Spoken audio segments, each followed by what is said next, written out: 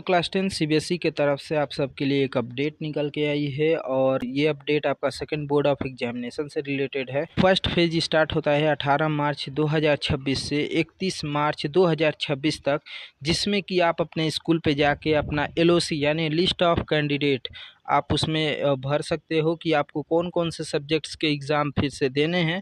And ध्यान रहे, आप किसी मैक्सिमम 3 सब्जेक्ट का दे सकते हो एंड मिनिमम 1 सब्जेक्ट का आप फिर से एग्ज़ाम दे सकते हो। एंड इस ड्यूरेशन में आपको कोई भी फ़ी पेमेंट करने की ज़रूरत नहीं है, क्योंकि जब आपका रिज़ल्ट आएगा, एक्सपेक्ट किया जा रहा है 20 अप्रैल को आए आपका रिज़ल्ट।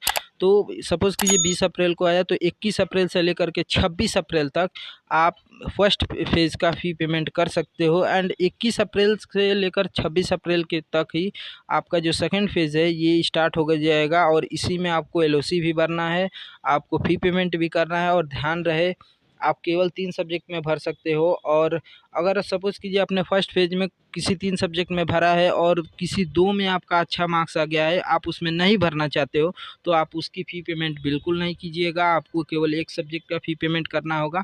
और एक सब्जेक्ट का फ़ीस की बात किया जाए तो ये आपका 320 रुपीज़ है। एंड अगर तीनों सब्जेक्ट का बात किया जाए तो ये आपका 960 हो जाता है। वहीं अगर आप रिज़ल्ट डिक्लेरेशन के 7 दिन बाद जाते हो सेकंड बोर्ड ऑफ एग्जामिनेशन का फॉर्म भरने यानी एलओसी भरने, तो आपको 2000 रुपये पेनाल्टी भरनी पड़ेगी।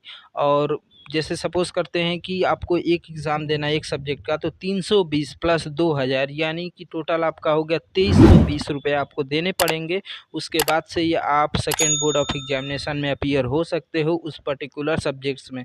सो डोंट बी लेट। सबसे पहले आप कंफर्म कर लो कि कौन से सब्जेक्ट्स आपको वीक हैं, या फिर आपको किस में लगता है कि आपके मार्क्स बहुत ही ज़्यादा कम आएंगे। उसमें आप फिर जाके अभी फर्स्ट फेज़ में ही स्टार्ट अभी चल रहा है, आप उसको भर सकते हो, या फिर रिज़ल्ट आने के बाद सेकंड फेज़ में भी आप भर सकते हो।